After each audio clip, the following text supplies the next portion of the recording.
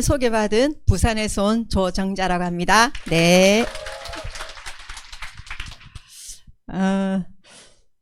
새벽에 부산에서 오면서 사실은 또 강의를 준비하면서 어떻게 도움이 될까 고민을 많이 했습니다. 그리고 또 많은 자료들과 함께 저 또한 조금 더 깊은 공부가 되었던 그런 시간이었고요. 그래서 제가 또 중요하게 생각하는 이런 부분들에 대해서 오늘 다시 한번 나누는 시간을 가지게 돼서 너무 감사합니다. 시작해 보도록 하겠습니다. 밑에 건가요? 가운데 거요? 아, 네. 저도 2013년 메나테크를 처음 들었어요. 네. 그냥 이런 자리에 누가 초대를 했고 저도 그냥 들어보자 라는 마음으로 왔어요. 아무런 기대감도 없었어요. 그냥 와서 들어보겠다라는 마음으로 왔는데 글리코에 대한 임상 메커니즘을 들으면서 어떻게 이런 게 있었지? 나는 왜 모르고 있었지? 라는 생각과 함께 조금 더 이제 깊숙이 들여다보기 시작을 했어요.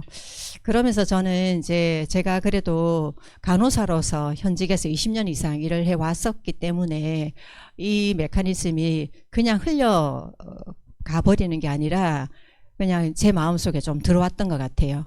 그러면서 이제 특허청 자료를 보게 되는 거죠.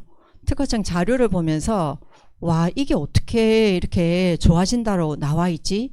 그것도 그냥 누가 말로 하는 게 아니라 어떻게 페이퍼로 이런 게 나와 있지? 라는 생각이 들면서 또 한 번 화들짝 놀라게 됩니다. 그러면서 제가 진짜 이 특허에 나와 있는 이런 부분들이 실제로 될까? 라는 의심이 들기 시작을 했고, 저는 제가 먹어보기 전에 제 주변에 있는 좀 중증 환자들에게 이거를 한번 먹여봤어요. 그랬더니 또 되게 빠르게 반응들이 나오고 좋아지는 모습들을 보면서 진짜구나 라는 생각을 하게 됐습니다. 그러면서 저는 그때 당시 글리코는 그냥 아픈 사람들만 먹는 거라고 생각을 했었기 때문에 내 주변에 또 아픈 사람들이 있으면 그냥 소개만 하면 되겠네 라는 생각을 했었지 제가 사업을 할 거라고는 생각을 전혀 하지 못했었거든요. 근데 이제 저에게 정보를 주신 분이 계속 저보고 클린을 해보라는 거예요. 근데 저는 클린을 제 그때 당시에 제가 클린을 할 이유가 없었어요. 왜? 난 너무 건강했으니까. 너무 건강했기 때문에 나는 클린을 하는 거 아니야 라고 생각을 했었어요. 그런데 하도 한번 해보라고 해서 그냥 또 해보라고 하니까 한번 해본다라는 마음으로 클린을 한 거예요, 제가. 그랬는데 제가 클린을 하고 나니까 제가 클린을 하기 전에 제의 상황이었어요. 저는 되게 좀 아침 일찍부터 저녁까지 굉장히 조금 액티브하게 많이 움직이는 일을 열심히 하는 스타일이었거든요. 그러다 보니까 입안에 구내염이 거의 1년에 반 이상이 구내염으로 걸려 있었어요. 그리고 이 구내염이 진짜 아프거든요. 이게 한 개만 생기는 게 아니라 막 2개, 3개가 같이 막 이렇게 생기게 되면 입안이 헐어서 말도 하기 힘들고 물 마시는 것조차도 힘들 정도로 굉장히 아팠었어요. 그런데도 불구하고 저는 이게 저의 문제라고 생각하지 않았어요. 내가 과로하니까 그렇지. 그 다음에 아침 일어날 때마다 피곤하고 힘들었고 출근을 하면서 정신 차리면서 가서 커피 한 잔 마셔야지 이제 정신이 돌아오기 시작을 하면서 이렇게 하루의 일상이 되는데 그것조차도 저는 당연하다고 생각했고요. 그 다음에 이제 슬금슬금 이제 나이가 들면서 살도 조금씩 찌기 시작을 했고요.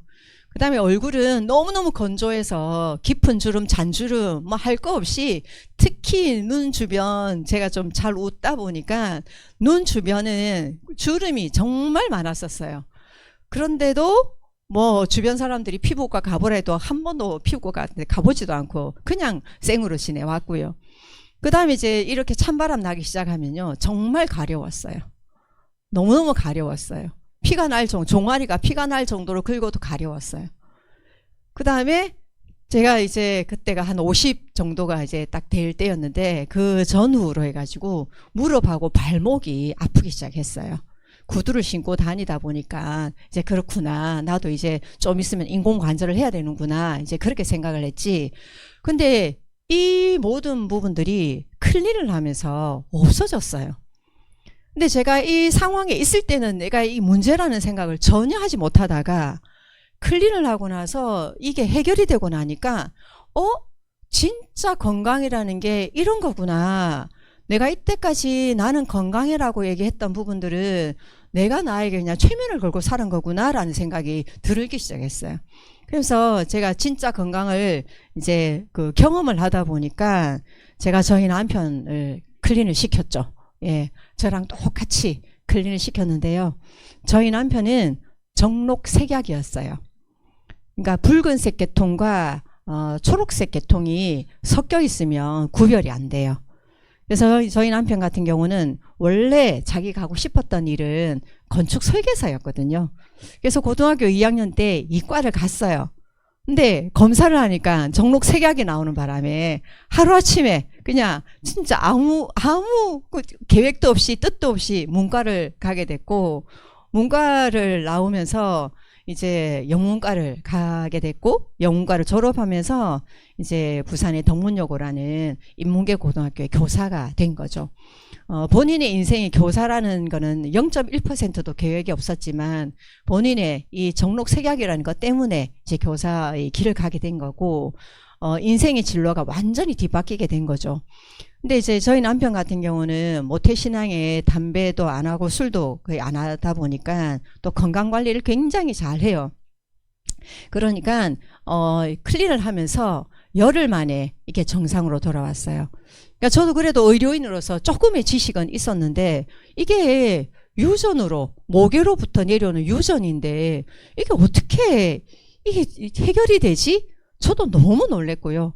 그때서부터 이제 글리코 영양소에 대해서 좀 더 깊숙하게 공부를 하기 시작을 했습니다. 그러면서 제가 주변에 많은 분들이 이제 글리코를 통한, 또 클린을 통한 드라마틱하게 좋아지는 임상들을 보게 되면서 어떻게 나는 학교를, 간호대학을 다녔지만 이 영양에 대해서 이렇게 무지했을까? 나는 왜 학교를 다니고 졸업을 하고 의료인의 생활을 하면서도 단 한 번도 영양의 중요성을 생각하지를 못했었어요. 그러다 보니까 건강기능식품이라든지 이런 부분들에 대해서 1도 관심도 없었고요. 누군가가 어디에서 뭐 캐나다 가서 사와서 선물로 주더라도 거의 안 먹고 유효기간 지나서 버리고 그랬지, 이게 내 몸에 필요할 거라는 생각을 단 한 번도 하지도 않았었어요. 그만큼 무시했던 거죠. 그리고 병원에서의 어떤 치료나 이런 부분들이 다라고 생각했던 거예요. 제가 글리코 영양소를 만나고 이런 상황을 지내면서 나 왜 이렇게 영양에 대해서 무지했지? 관심도 없었지? 라는 생각을 하게 되니까 학교에서부터 대학을 들어가서 해부 생리를 배우고 그 다음부터는 계속 질병만 배웠던 거예요. 질병을 배우고 약을 배우고 이 질병이 어떤 예후를 가게 되고 어떤 케어를 해야 되고 이런 것만 공부를 했었지, 단 한 번도 건강해지기 위해서 어떻게 해야 되는지에 대한 개념이 아예 없었던 거예요. 그러다 보니까 영양을 굉장히 몰랐던 거죠. 제가 이제 이것을 경험하면서 진짜 우리 몸을 이루고 있는 게 건강이고 이 영양이라는 부분이 채워져야만 우리 몸에서는 정상적인 작동이 일어난다라는 것을 깨닫게 되고, 그게 자연 치유력이라는 것을 제가 알게 됩니다. 정말 우리의 조상들은, 천재 과학자들은 이거를 이미 알고 계셨던 거죠. 그래서 건강과 치유에 필요한 모든 것은 신이 이미 자연에 마련해 두었고, 과학이 할 일은 그것을 찾아내는 거라는 이 단어가, 이 문장이 저에게는 정말 큰 울림이 되었어요. 그래서 참 인간이 어떤 약으로 뭐로 해서 좀 좋아지게 했다고 해가지고 그게 내가 잘나서 한 게 아니라는 생각, 그 다음에 자연의 위대함과 자연 속에 우리가 겸손해 줄 수밖에 없는 이런 부분들이 너무 많이 느껴졌었고요. 그게 메나테크를 통해서 제가 이 진리를 어떻게 보면 경험하고 찾게 된 부분이었던 거죠. 그래서 우리는 질병에 대해서 정말 많이 생각들을 하고, 지금도 많은 분들을 만나게 되면 병원에서 치료를 받고 있어도 우리가 글리코를 전달하게 되면 그냥 병원에서 의사 선생님이 시키는 대로 할래요 하시는 분들 되게 많으세요.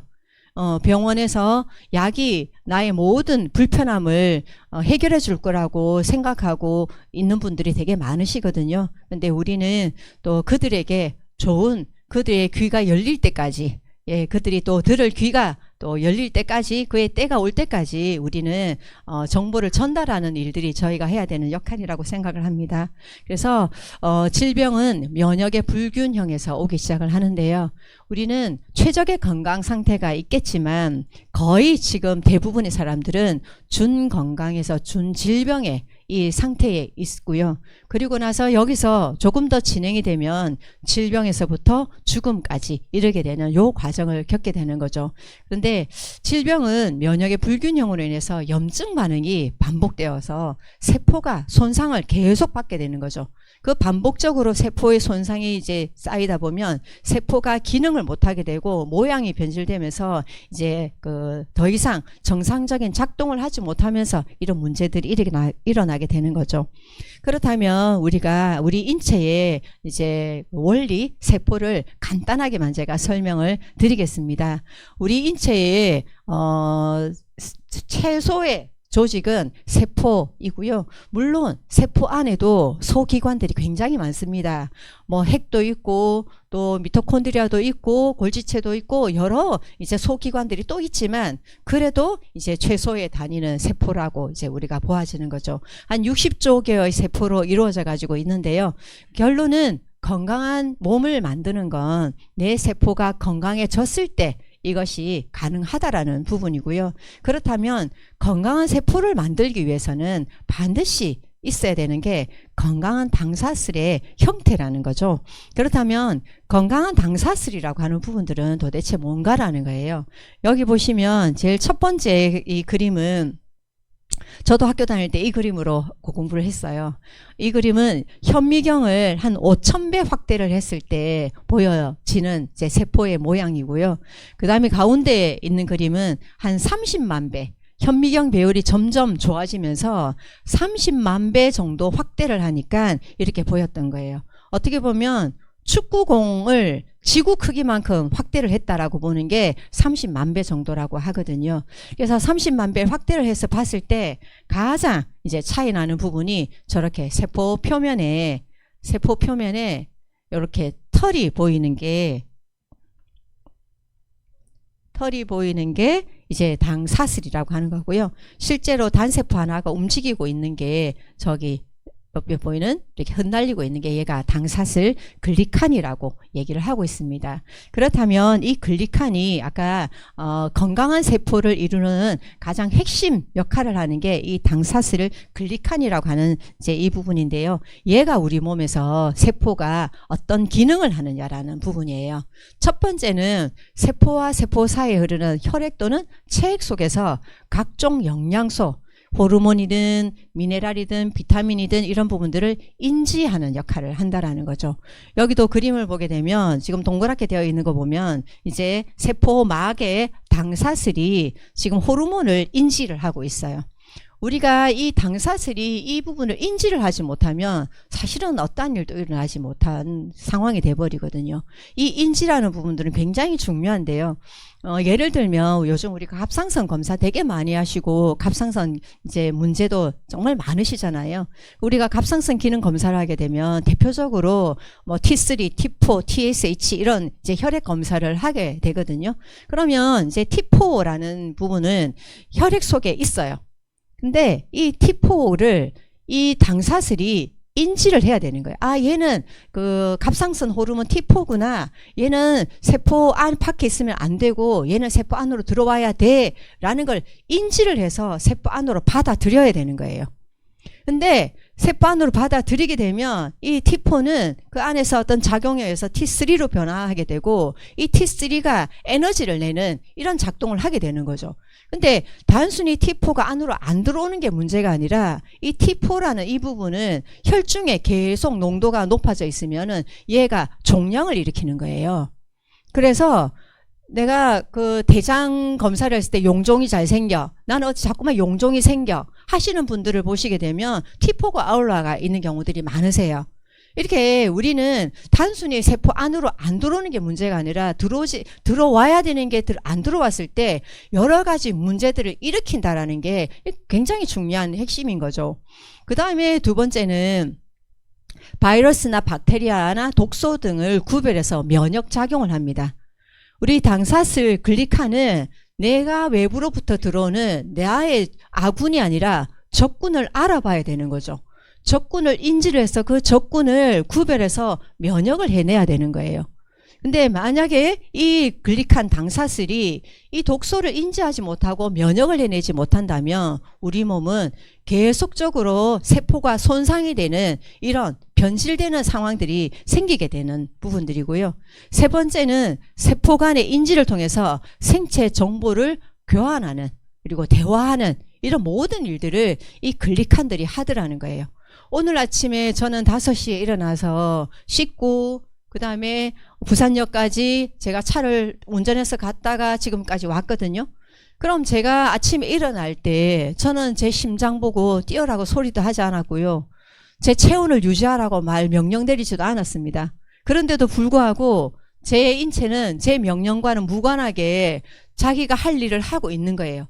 이게 글리칸들끼리의 생체 정보를 통한 이 밸런스를 계속 맞추고 있기 때문에 제가 이 자리에 와서 이렇게 강의를 할 수 있는 부분들도 다 여기에 대한 역할의 결과물로 제가 이 자리에 있는 거라는 거죠. 그래서 이 글리칸은 우리 인체에서 굉장히 이런 중요한 역할들을 하게 되는데요. 거기에 가장 핵심 물질이 이 글리칸이라는 이 성분이고요. 이거는 세포 건강의 핵심이면서 세포의 구조물로서 반드시 있어야 되는 이제 구조물입니다. 그런데 이 구조물이 글리칸이라고 하는 이 세포의 구조물이 아주 건강한 작동, 조금 전에 제가 말씀드린 이 작동들을 제대로 정말 어김없이 잘못된 것 없이 제대로 해내려고 하면은 이 글리칸의 숫자가 세포 한 개당 10만 개가 있어야지 건강한 세포를 유지할 수 있는데 현대인들을 보니까 이 글리칸의 숫자가 3, 4만 개밖에 안 되는 반건강의 상태라는 거예요. 그리고 여기서 조금 더 진행이 되어서 이 글리칸의 숫자가 10,000개 이하로 떨어지면은 그때는 우리가 질병의 상태로 가게 된다라는 거죠. 그래서 이 글리칸이라는 이거의 이제 숫자와 함께 이 글리칸은 8가지의 성분이 함께 어우러져서 이게 그 촉수를 구성을 하고 있단 말이에요. 그런데 이 8가지의 촉수를 구성하는 8가지 성분 중에서 한두 가지만 빠지더라도 세포가 글리칸이 오작동을 하기 시작하는 거예요. 10만 개가 빼곡하게 있는 이유가 뭐냐면 각각의 다른 작동들을 하는 거예요. 어떤 거는 아까 T4를 인지하는 그 당사슬이 있고 어떤 거는 바이러스를 인지하는 독소도 있고 그 글리칸도 있고 어떤 거는 영양을 인지하는 그 글리칸도 있고 주소가 다 다르게 생겼다는 거예요. 근데 이 주소가 지금은 제가 이렇게 그냥 평면으로 도형을 만들었지만 실제적으로는 이 8가지가 링 모양으로 입체적으로 되어 있다는 거예요. 그러다 보니까 이 8가지가 만들 수 있는 그 세포의 언어는 무한대라는 거예요. 그렇게 많은 글리칸들이 제대로 작동을 해야 되는데 그중에 한두 가지만 빠지더라도 이 인식을 하지 못하는 이런 상황들이 돼버린다라는 거예요. 인식을 하지 못하니까 문제가 일어나기 시작을 한다라는 거고요. 그래서 이 글리칸은 우리 체내에 굉장히 빼곡하게 각각의 기관들마다 모양은 다르게 되어 있지만 이 8가지가 조합을 이루어서 내 몸 곳곳에 글리칸들을 구성을 하고 있고 그 글리칸들로 인해서 우리 몸은 내 몸을 지켜내는 그런 작동들을 하고 있다라는 거죠. 근데 너무 놀랍게도 메나테크는 이 8가지 핵심 물질을 자연계에서 찾아냅니다. 그 자연계에 있는 식물에서 찾아내는데요. 그 자연계에 있는 식물이 지금 현재 우리의 먹거리들에는 없습니다. 네, 우리의 먹거리들이 있는 게 아니라 우리 손에 닿지 않는 곳, 저 청정 지역에 있는 그런 식물들에서 이것을 찾아내고요. 그 식물들에서 이 또 8가지가 한꺼번에 들어있는 게 없습니다. 어떤 식물도 한꺼번에 들어있는 식물은 없어요. 각각의 식물에서 1개, 두 개 이렇게 있는 곳에서 찾아냈고 이거를 분자 안정화시켜서 이 한 통에 담아 놓은 게 글리칸의 구성 성분인 글리코 영양소를 한 통에 담아 놓은 게 이 엠브로토스 라이프라고 하는 이 제품으로 탄생이 됩니다. 이거는 메나테크가 유일하게 가지고 있는 특허 제품이기 때문에 이거는 다른 곳 병원 어떤 제약회사든 어떤 건강기능식품회사든 어떤 곳에서도 이 제품은 만날 수가 없고요. 메나테크만이 가지고 있는 물질이고 이것이 바로 생명의 핵심 키워드라는 부분들을 알고 이제 가면 좋겠습니다. 그러면 이 메나테크의 엠브로토스를 이해를 하려고 하면 사실은 알로에 베라에 대한 연구를 먼저 기초를 조금 아시는 게 이해가 되실 거예요. 왜냐하면 2차 세계대전이 1945년에 원자 폭탄이 투하되면서 이제 2차 세계대전이 종식이 됐잖아요. 종전이 됐거든요. 그럴 때 이 원자 폭탄을 투하를 하고 나서 이 방사능에 대한 오염이 굉장히 그 이후에 이제 심각한 이제 건강에 후유증으로 남는다라는 부분들을 인식하게 됐고 이 부분을 우리 몸에 피폭되어 있는 이 방사능을 어떻게 얘를 밖으로 배출해 낼까라는 이 이슈가 전 세계적인 이슈였어요. 그래서 이 연구가 이 1950년대부터 이 연구가 굉장히 활발하게 진행이 됐었는데요. 이때 1950년대에 이 방사능에 피폭된 방사능 노출로 인한 화상의 어떤 치료법 연구를 알로에를 가지고 하게 된 거예요. 근데 여기 보시면 이제 방사능에 피폭된 화상 부위인데 이제 방금 잘라낸 알로에를 붙인 곳과 잘라내고 일주일 된 그 알로에를 붙인 것을 보니까 일주일 된 그 알로에에서는 전혀 화상이 나아지는 기미가 보이지 않았어요. 근데 유일하게 방금 잘라낸 아주 신선한 알로에 겔을 발랐던 그 화상 부위가 회복되는 것을 알게 된 거예요. 그러면서 이 알로에가 이 방사능에 대한 화상과 굉장히 치료에 획기적인 어떤 물질들이 있다라는 부분들을 알고는 있었지만 여기에 대한 연구가 쉽지는 않았었어요. 근데 이때 빌 메가넬리라는 박사님께서 이 알로에에서 알로에 베라 겔의 활성 성분인 에이스 만난이라는 성분을 이제 찾아내게 됩니다. 이 빌 메가넬리 박사님은요, 본인이 어릴 때 친구들하고 화약을 가지고 놀다가 화약이 터지면서 화상을 입게 된 거죠. 그러면서 근데 자기 이제 어머니는 밭에 있는 알로에 베라를 잘라서 자기 화상 부위에 덮어줬고 다른 친구들은 또 이제 엄마들이 치료를 해줬는데 이 빌 메가넬리 박사님의 이 상처 치유가 굉장히 탁월하게 빨리 좋아지는 걸 본인이 어릴 때 경험을 한 거예요. 그러다 보니까 이 알로에 베라 겔에는 이 화상에 좋은 뭔가의 성분이 있다라는 생각을 하게 됐었고 그 연구를 계속했던 거예요. 그러면서 이제 이 에이스 만난이라는 이 성분을 처음으로 발견을 하게 됩니다. 거기에서 발견만 한 게 아니라 이거를 분자 안정화 시켜서, 왜냐하면 알로에 베라 겔에 아까 일주일만 돼도 화상이 좋아지지 않았던 이유가 뭐냐면 이 에이스 만난이라는 이 성분은 자르고 나면 그 순간부터 햇빛과 열과 공기에 있어서 너무 취약하기 때문에 금방 없어지는 거예요. 그러다 보니까 이거를 계속적으로 이 성분이 유효한 성분으로 계속 유지될 수 있도록 하는 이 부분들이 쉽지 않았던 거예요. 근데 이제 빌 메가넬리 박사님이 그거를 찾아내고 이걸 분자 안정화 시켜서 이제 우리에게 제품으로 다가오게 만드신 첫 번째 분이세요.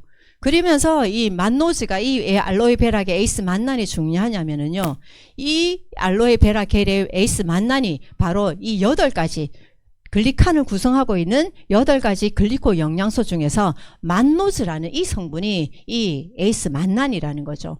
그러면서 이제 에이스 만난을 통해서 만노즈를 이제 찾아냈고 만들어냈고, 그 다음에 이 8가지를 이제 다른 박사님과 함께 이제 찾아내게 됩니다. 전 자연계에 있는 식물에서부터 찾아내게 되고요. 그러면서 이제 맨 처음에 이 엠브로토스가 출시가 됩니다. 이게 최초의 엠브로토스 통이거든요. 예. 그런데 이 엠브로토스가 우리 몸에 그 글리칸을 구성하는 성분의 원료이기도 하고, 글리칸이 세포에 정말 그 8가지 중에서 하나도 빠지지 않고 또 숫자도 빼곡하게 있어야지 건강한 세포를 만들어낼 수 있는 부분이기 때문에, 그런데 글리코 영양소가 부족하면 우리는 여러 가지 이유를 알 수 없는 질병들에 시달리게 되는 거죠. 지금 여기 보면 세포통신 오류라고 되어 있는데요. 자가 면역 질환이에요. 적과 아군을 구별하지 못하는 거죠. 적이 나를 공격하게 또 가만히 놔둘 뿐더러 또 내가 나를 계속 공격을 하는 거예요. 지금 자가 면역 환자들이 굉장히 많이 늘어나고 있거든요. 그만큼 당사슬의 숫자도 부족하지만 몇 가지가 빠지게 되면은 이런 세포 교통 오류가 이제 발생을 하게 되고요. 그 다음에 과면역, 또 저면역, 그 다음에 뇌기능 이상, 또 기타 여러 가지 이런 질병들이 우리 주변에 너무너무 어린 아이부터 시작해서 뭐 노인에 이르기까지 누구 한 명도 자유할 수 없는 이 질병의 위협으로부터 저희가 지금 지내고 있는 그런 과정 속에 있습니다. 네, 제가 조금 전에 말씀드렸던 제가 이 특허청 자료를 보면서 너무 놀랬고, 이 자료가 저에게는 이제 호기심을 가지게 했고 글리코 영양소를 더 깊이 알아보게 하는 부분이 이 바로 특허청 자료입니다. 그리고 96년도에 교과서에 이 내용이 다 실리게 됩니다. 그리고 이제 이 글리코 영양소가 그들의 여기 보면 건강한 신체를 유지하기 위해서는 세포들은 반드시 서로에게 대화를 해야 한다. 그들의 언어는 세포 표면에 있는 복합 당질 촉수가 다른 세포 표면을 건드리는 것으로 이루어진다라고 교과서에 나오게 되고, 96년도부터 이제 학생들이 대학에서 이 부분들을 배우고 나오고 있고요. 지금도 이제 챕터는 글라이코프로테인이라는 챕터로 해서 지금 생화학 교과서에 실려 있는 내용입니다. 그리고 제가 정말 좀 놀랐던 또 자료 중에 하나가 바로 이 자료예요. 오늘 또 제가 이후에 강의할 내용도 요 내용과 좀 연관되어 있는 부분이거든요. 뭐냐면 2001년도에 미국은 쌍둥이 빌딩이 폭격을 당하는 그 엄청난 9.11 테러라는 사건이 일어나게 됩니다. 전 세계가 너무 충격에 쌓였었죠. 그런데 그때 미국에서는 9.11이 9월 11일이잖아요. 근데 지금 11월 14일에 비밀 청문회가 열립니다. 지금 비행기 폭격 정도로 했으니까 이 정도인데 생화학 테러였으면 어떻게 됐겠냐. 여기에 대한 우리는 대비가 있어야 되는데 이 대비를 어떻게 할 것인가 라는 거에 대한 비밀 청문회가 열렸습니다. 그리고 이 자리에 저희 회사의 레시 맥다니엘 박사님이라는 분이 함께 초청이 되어서 여기서 이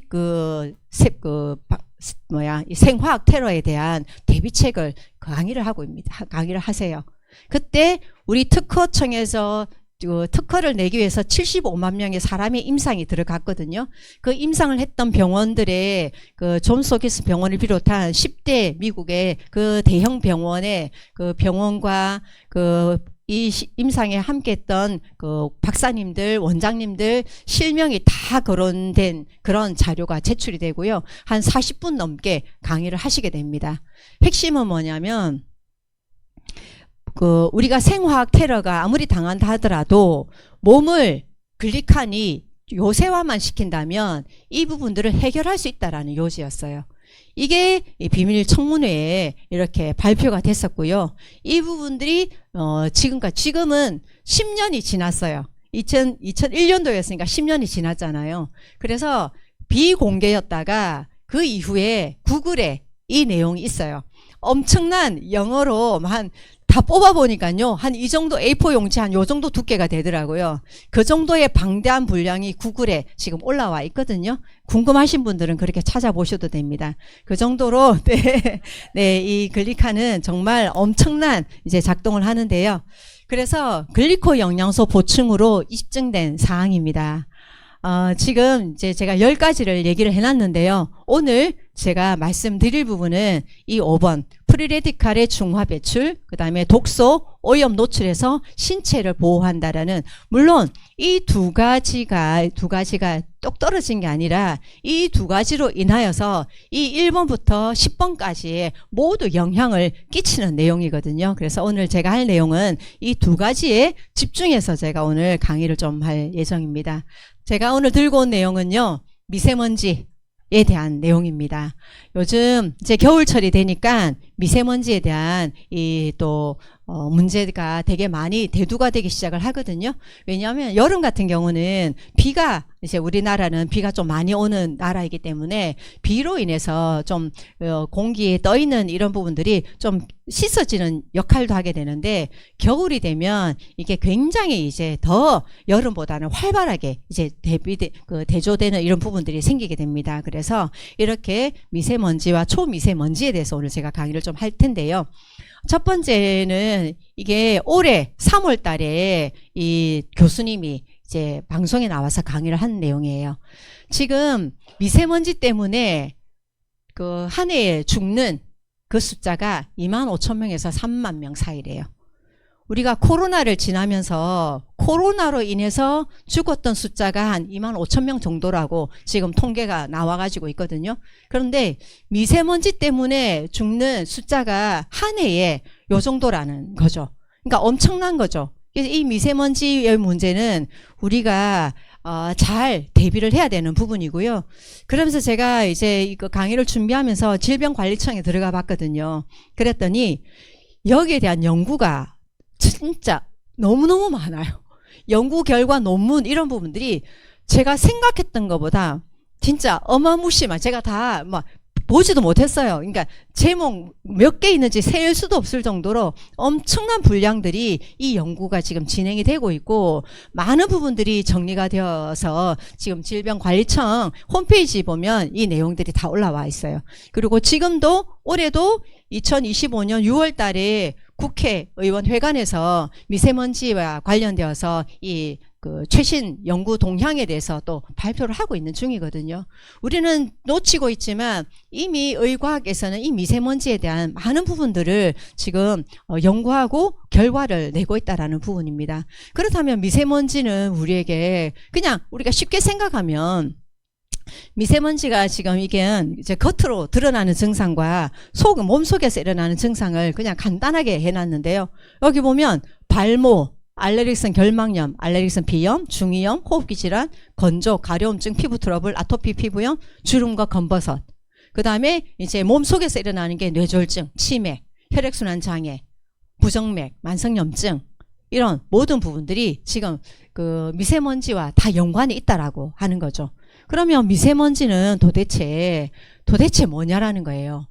뭐냐면 우리가 이제 그 머리카락으로 그냥 보통 머리카락 굵기로 보면은 한 50에서 70 마이크로미터라고 하거든요. 근데 미세먼지는 지름이 그 머리카락의 한 5분의 1, 7분의 1 정도인 거예요. 그래서 10 마이크로미터도 있고, 거기서 더 쪼개진 초미세 이 먼지는 또 2.5 이하로 가는 게 초미세먼지라는 거예요.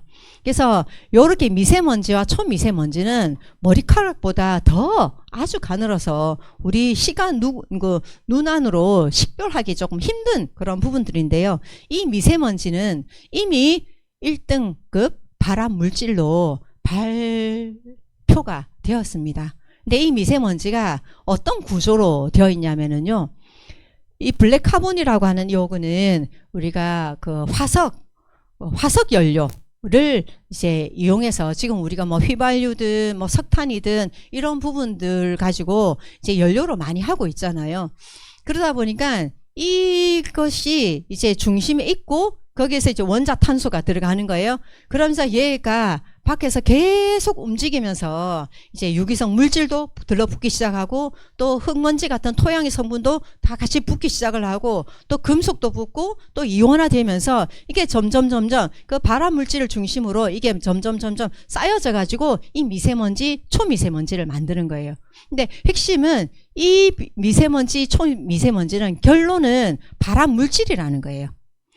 그리고 이제 요거를 우리가 보통 경보 앱에서도 있고 요즘 미세먼지, 초미세먼지 경보를 울리고 있잖아요. 이런 부분들을 이렇게 빛을 쏘아서 보게 되면 이렇게 이제 미세먼지, 초미세먼지들이 막 공기 중에 떠 있는 게 이제 다 보이는 거죠. 그런데 이 미세먼지와 초미세먼지의 기준을 보시게 되면 이게 2018년부터 이렇게 기준이 되었어요. 지금까지. 그러면 WHO와 한국의 기준이 달라요. WHO에서는 미세먼지 같은 경우는 좋음은 동일해요. 한 0에서 30인데 보통이 한국은 31에서 80인데 WHO에서는 50까지가 이게 보통이라고 나오는 거예요. 그 다음에 나쁨은 우리나라는 81에서 150이지만 WHO는 100까지가 이게 좀 나쁨이고 매우 나쁨도 이제 150일 이상인데 WHO는 100 이상인 거예요. 그 다음에 초미세먼지 같은 경우도 WHO랑 한국 기준이 좋음은 동일해요. 하지만 보통으로 갔을 때 WHO는 25까지인데 우리 한국은 35. 그 다음에 나쁨은 WHO는 50인데 한국은 75. 그래서 매우 나쁨은 한국은 75 이상, WHO는 51 이상이라는 거예요. 그래서 우리가 지금 미세먼지 경보가 좋음입니다 라고 해도 어떻게 보면 보통입니다 해도 보통이 아니라 나쁠 수 있다라는 거죠. 네, 조금 나쁘다 해도 매우 나쁠 수 있다라는 거예요. 우리의 기준하고 WHO가 다르다라는 거죠. 근데 이 미세먼지나 초미세먼지가 이제 문제를 일으키는 부분들이 뭐냐면 이렇게 내 몸속에 침착이 된다라는 거예요. 침착이 되면서 여기도 보면 이렇게 형광으로 보이는 부분이 머리 쪽, 그 다음에 물론 폐가 직접적으로 들어오니까 폐, 그 다음에 생식기, 지방이 많은 곳들이에요. 머리 지방 많거든요. 생식기도 그렇고. 이게 침착이 되면서 우리 몸에 굉장히 이제 심각한 영향들을 끼치기 시작을 하는데요. 이 대기 중에서 중금속 농도가 이런 우리가 여기 양자 측정을 해보면 중금속 나오잖아요. 거기가 다 이런 물질에 대한 미세먼지, 초미세먼지에 있는 이 물질들이 그 중금속에 나오고 있거든요. 그래서 이런 부분인데 제가 오늘 조금 더 말씀드리고 싶은 건 뭐냐면 우리가 알고 있는 중금속 검사를 하게 되면 우리가 양자 검사에서 중금속이 나오지만 사실은 여기에 특별히 뭘 도와줄 수 있는 부분들이 없어요. 솔직히 말해서. 납 같은 경우는 신경계에 굉장히 이게 치명적인 역할을 하거든요. 그러다 보니까 아이들 같은 경우도 뇌에 이게 치명적으로 하게 되고요. 그 다음에 신장과 조혈계라고 이 아주 작은 단순한 이 말 한마디 같지만 제가 뒤에서 좀 더 자세하게 말씀드릴 수 있겠지만 이 부분이 우리 인체에 엄청난 심각한 영향을 끼칠 수 있다는 거고요. 심혈관계도 마찬가지인 거예요. 심혈관계도 이게 우리가 심장이라는 곳은 내가 내 의지와 상관없이 움직이는 게 스스로 발전기를 돌려서 움직이고 있는 게 심장인데요. 이 심장에서 납이라든지 이런 중금속들이 가게 되면은 그 심장이 자가적으로 발전할 수 있는 부분들을 능력을 떨어뜨리는 거예요. 그럼 심장이 갑자기 심근경색이라든지 심장마비라든지 이런 부분들이 올 수 있는 부분들이 이 중금속들이 그런 역할들을 이제 한다라는 거죠. 그래서 납은 이런 정도, 카드뮴이라는 부분들은 또 이렇게 전부 다 우리 몸에서 여러 가지 뼈와 뇌와 폐와 이런 부분들을 인해서 결론은 여기서 계속적으로 이렇게 얘기가 나오는 부분들은 뭐냐면 결론은 암으로까지 가는 이 부분들이 왜 미세먼지가 발암물질 1급 발암물질로 되냐면 이런 작동들을 하는 부분들이 결론은 발암 물질로 암을 발생시키는 결정적인 요인이 바로 여기 있다라는 부분인 거죠. 그래서 그런데 제가 지금 계속 겁주는 것 같죠? 예, 표정도 아주 심각한데요. 네, 너무 이제 겁먹지 마시고요. 사실은 다른 곳에서는 솔루션이 없습니다. 그런데 너무 감사하게 저희 메나테크에서는 여기에 대한 솔루션이 있다라는 게 너무 감사하잖아요. 그래서 솔루션은요, 결론은 내 점막과 함께 점막을 제대로 만들어내는 것과 함께 중금속이 내 몸에 흡착되지 않고 또 이 들어온 중금속을 밖으로 배출시킬 수만 있다면, 아까 9.11 테러에 그 비밀 청문회 열렸을 때 내 몸이 요새화만 된다면 이 탄저균이든 뭐 이런 부분들이 들어온다 하더라도 내 몸이 그것을 배출할 수 있는, 이게 이 글리칸이 그 역할을 한다라는 거죠. 동일한 맥락에서 이 부분이 우리에게 솔루션이 있다라는 거고요. 지금 벌써 40분이 다 되었네요. 잠깐 쉬고 화장실 갔다 오시고, 제가 이제 사회자님께 마이크를 드릴까요? 네, 잠깐 쉬었다가 네, 다시 두 번째 솔루션으로 들어가도록 하겠습니다. 네, 감사합니다.